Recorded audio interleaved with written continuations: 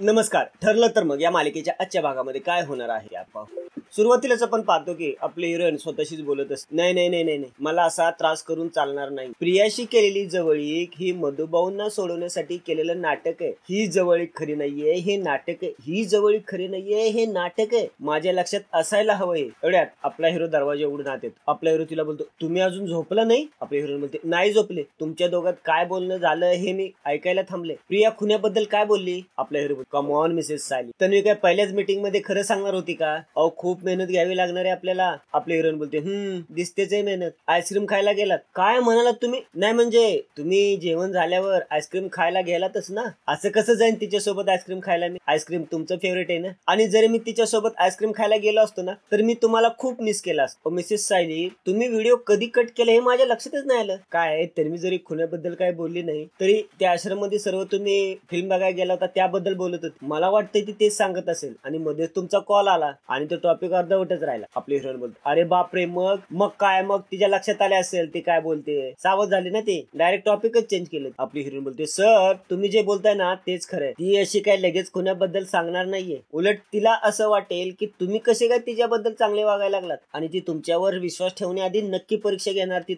आपला हिरो बोलतो, मला पण तेच वाटतंय मिसेस सायली. आपले हिरो बोलते, सर त्या दिवशी ती तुमच्या मेसेजांना रिप्लाय देत नव्हती म्हणजे ती तुमची परीक्षाच घेत असणार. आपला हिरो बोलतो, ओ येस ट्रू, मला पण असंच वाटतंय. आणि आज तर तिने अजून एक माझी परीक्षा घेतली. आज तिने मला सांगितलं की मी पूर्णाजीला सांगावं की तिला माफ करावं आणि तिला या घरात येऊ द्यावं. आपले हिरो बोलते, बघितलं ना ती किती धूर्त आहे. म्हणजे एका बाजूला ती तुमची परीक्षा घेणार आणि दुसऱ्या बाजूला ती आपल्या घरात शिरणार. आपला हिरो बोलतो, ती जरी हुशार असली ना तरी आपण तिच्या 2 पावलं पुढे आहोत. करेन पूर्णाजीला कन्व्हिन्स मी, तरच तिला कळेल की मी जेन्युइन तिच्याशी फ्रेंडशिप करतो आणि मग कदाचित ती सगळं शेअर करेल माझे. आय नो ती जर परत आपल्या घरी यायला लागले तर ती थोडं रिस्की आहे पण फायदा खूप मोठा आहे. आपले हिरोईन बोलते, तिचा विश्वास जिंकून आपण तिला गाफील करायला हवं. इतकं गाफील की ती आपल्याशी सर्व खरं बोलली पाहिजे. पण कसं? हे असे काही मेणबत्त्या लावून जेवण करून काय होणार नाहीये. आपला हिरो बोलतो, हो ना, मला तिच्या सोबत जास्त वेळ स्पेंड करावा लागेल. कसं तेच कळत नाहीये मला. दोघंही विचार करतात, दोघांनाही काहीतरी सुचत, दोघंही एकदम बोलतात, आयडिया. आपला हिरो बोलतो, तुम्ही पहिली सांगा. आपली हिरोईन म्हणतच बोलते, यांनी प्रियाला घेऊन कुठेतरी बाहेर जायला हवं पण मी कसं सांगू आणि मी हे सहन करू शकेन? आपला हिरो बोलतो, अहो सांगा ना तुमची काय आयडिया आहे. आपली हिरोईन बोलते, नाही तुम्ही बोला ना आधी. आपला हिरो बोलतो, बरं समजा मी तिला एखाद्या छोट्या आउटिंग साठी बाहेर घेऊन गेलो तर? नाही म्हणजे एका ठिकाणी असं जरा लांब जिथे ती रिलॅक्स होऊ शकते, जिथे शांतता असेल. मग कदाचित तिच्या मनात जे काय आहे ती शेअर करेल माझ्याशी. आयडिया कशी वाटली? आपली हिरोईन नुसती बघत राहते, मनातच बोलते, म्हणजे यांच्या मनातही तेच आहे. आपला हिरो बोलतो, अलिबागला माझ्या कंपनीचा रिसॉर्ट आहे, काहीतरी कारण काढून एक दिवसासाठी तरी तन्वीला तिथे घेऊन जाता येईल. येस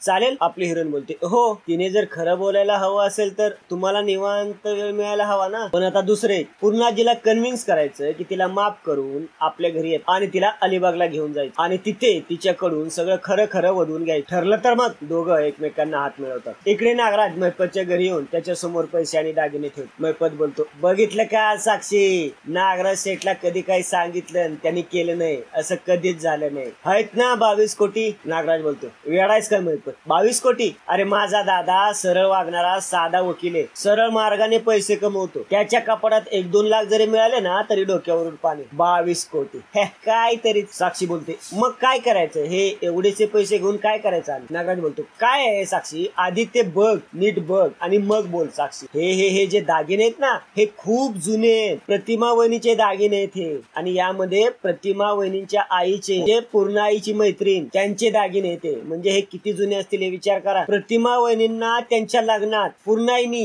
जे अंगावर दागिने घातले ते आणखीन वेगळे, आजकालचं नाहीये सोनं, जुने 100 नंबरी. नाही म्हटलं ना जर याची किंमत करायची ठरवलं तर 1 करोडच्या खाली येणार नाही. मैपत बोलतो, 22 कोटीचे नसेनच का दागिने, पण इन्व्हेस्टरचं थोबाड बंद करायला बरं. नागराज बोलतो, झालं आता माझं काम झालं, याहून अधिक मदत नाही करू शकणार मी, सॉरी बॉस. आणि तू सुद्धा हे ब्लॅकमेलिंग, मला धमक्या देणं हे बंद करा. केलं आणि मागचं सगळं आम्ही विसरलो. पण कसं आहे ना नागराज अंकल, एक टीम आहे ना आपली, मग एका टीम मध्ये भांडणं वाद हे होतच असत. त्यामुळे आता आपण एकत्र काम करणं मात्र सोडायचं नाही. मैपत बोलतो, नाही सोडायचं, आपली दोस्ती ना ही 100 नंबरे, या सोन्यासारखी सोडायचं नाही. हा काय नागराज सेठ? पुढे आपण पाहतो की सकाळ सकाळी तन्वी आपल्या हिरोला फोन करते. आपला हिरो झोपेतच असतो. तो तन्वीच्या फोनच्या आवाजाने जागा होतो. तो फोन उचलतो. तन्वी बोलते, कुठे आहे मी ओळख? आपला हिरो बोलतो, कुठे आलीस तू? कुठे आहे? तन्वी बोलते, मी तुझ्या घराच्या बाहेर. तू बोललास ना मी मी पूर्णाजीला कन्व्हिन्स करतो म्हणून. मग तू ज्या वेळेला पूर्णाजीला बोलशील त्यावेळेला मी तुझ्या घरात असायला नको म्हणून आले मी. आपला हिरो बोलतो बरं गुड ग्रेट, पण तू आत येऊ नको, तिथेच थांब, मी बाहेर येतोय. मी आलो. आपला हिरो गडबडीने बाहेर जातो. आपला हिरो तन्वीला घेऊन घरात येतोस. प्रतापराव बोलतात अर्जुन, पूर्णाईने हिला घरात यायला बंदी घातले हे माहित आहे ना तुला, मग तू हिला इथं घेऊन का आलायस? तन्वी बोलते मी स्वतःहूनच इथे आले, इथे गार्डन मध्ये थांबले होते. आपला हिरो मध्येच बोलतो मी सांगितले म्हणून तन्वी इथं आली. कल्पना बोलते अर्जुन हे काय आहे, एरवी तू तन्वीशी नीट बोलत सुद्धा नाहीस आणि आज तिला थेट घरात घेऊन आलास. अर्जुन बोलतो तू जरा शांत हो, मग मी तुला सांगतो सगळं. पूर्णाजी बोलते अश्विन आत्ताच्या आत्ता रविराजना कॉल कर आणि या मुलीला इथून घेऊन जायला सांग. आपला हिरो बोलतो थांब अश्विन, आणि तो तन्वीचा हात हातात घेतो आणि तिला हात आणतो आणि बोलतो पूर्णाजी तन्वीला तिची चूक कळली आहे, मला खरंच असं वाटतं की तू तिला माफ केलं पाहिजे. अस्मी बोलते हे तू बोलतोस अर्जुन, म्हणजे फायनली तुला कळलंय की तन्वीच्या मनात वाईट काहीच नसतं. प्रतापराव बोलतात अस्मिता तू जरा गप्प बस. अर्जुन अरे काय चाललंय, तू तन्वीची बाजू का घेतोयस? अर्जुन बोलतो कारण मला खरंच असं वाटतंय की तन्वीला परत इथं या घरात येता आलं पाहिजे, सगळ्यांना भेटता आलं पाहिजे. पूर्णाजी बोलते आणि ती इथे येऊन काय करणार? सगळ्यांशी खोटं बोलणार आणि तुझा संसार खोटा आहे हे सांगण्याचा प्रयत्न करणार. ही माझ्या प्रतिमाच्या नावाला काळीमा फासणार आहे. कल्पना बोलते अर्जुन तिला इथून जायला सांग. अर्जुन बोलतो माझं ऐकून तरी घ्या तुम्ही. पूर्णाजी बोलते मला काही ऐकायचं नाही अर्जुन, तिने जे काय केलं होतं ना त्यावरून मी हिला कधीच माफ करणार नाही. मला या वयात आता जास्त त्रास देऊ नका. तन्वी रडायला लागते. ती रडत रडत बोलते अर्जुन जाऊ द्या रे, माझ्यासाठी तू वाईटपणा नको घेऊन, मी जाते. आणि तन्वी जायला निघते. आपला हिरो तिला अडवतो आणि बोलतो थांब तन्वी, पूर्णाजी मी तुला रिक्वेस्ट करतो की तू हिला खरंच माफ कर. अश्विन बोलतो पण दादा पूर्णाजीचा राग विनाकारण नाहीये आणि आपल्या घरात तन्वीचा विषय कधीच संपला होता आणि मग तू तो परत का सुरू करतोयस? आपला हिरो बोलतो कसा संपेल विषय तन्वीचा, कसा संपेल? ही आपली फॅमिली मेंबर आहे आणि आजी